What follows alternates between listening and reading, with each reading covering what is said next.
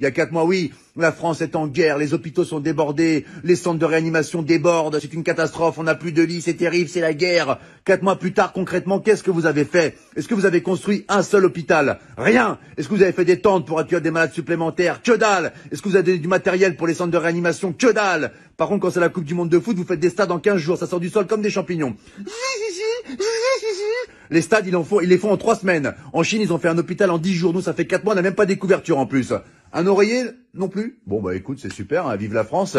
Et arrêtez de nous balancer de la poudre aux yeux pour camoufler vos incompétences à parler de l'islam H24, c'est terrible. Les femmes voilées, les piscines séparées pour les femmes, le séparatisme, les extrémistes, les hommes qui se douchent en caleçon après, c'est un signe de radicalisation. Vous allez arrêter de casser les couilles aux musulmans, mais c'est quoi ce bordel? Là, si ça continue à ce rythme-là, ils vont dire que le coronavirus il a muté et que les musulmans ont créé une bactérie qui s'appelle le Hamid-19.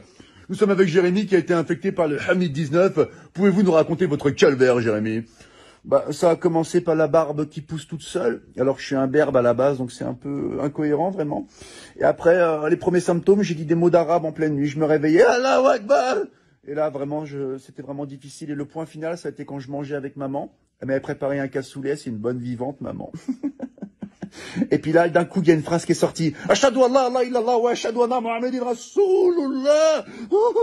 Le verdict était sans appel. Maman a appelé les pompiers. C'était le Hamid 19. Mais aujourd'hui, ça va beaucoup mieux. Hein. Je vais à la chasse avec mon berger allemand et je fais de la pétanque avec papa. Voilà, c'était Jérémy qui a été infecté par le Hamid-19. Laissez les musulmans tranquilles, c'est insupportable. On a l'impression qu'il y a que eux qui existent dans le monde, vous les massacrez H24. Là, je m'adresse au peuple de France. Il faut qu'on défende nos frères musulmans, ce sont des Français à part entière comme nous. C'est comme si on laissait un gamin à l'école se faire tabasser par 10 personnes et qu'on réagissait pas. Il faut qu'on les défende, d'accord? Les médias se servent d'une minorité pour salir une majorité. Ils leur cassent les couilles. La plupart des musulmans, ils sont en France, ils sont sans problème, on les entend jamais. Ils veulent une vie tranquille comme vous, comme moi, comme nous tous. Laissez les musulmans tranquilles. Et là, c'est pas un rebeu, c'est pas un Renoir qui vous parle. C'est un blond aux yeux bleus qui vient de Bretagne et qui t'emmerde, espèce de facho de merde. Ah oui, attention, j'ai fait du Krav Maga, moi je te nique ta